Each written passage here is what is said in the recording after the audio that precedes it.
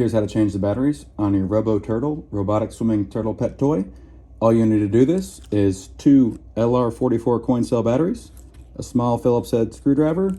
There'll be a link for the tools, the batteries, and the turtle in the description below.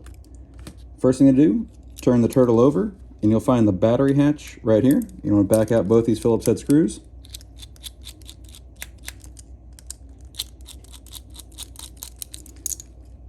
Now that your cover's off, you want to remove both the dead LR44 batteries. All right, now take your new batteries, and you'll notice inside there's 2 little metal prong tabs that kind of help guide the batteries in. So we're going to put the batteries in this way and this way.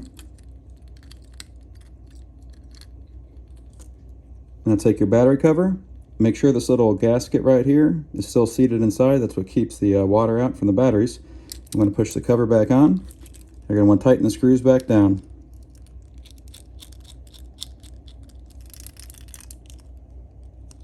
Want to make sure it's pretty snug so no water really gets in there, but you don't want to crack the plastic.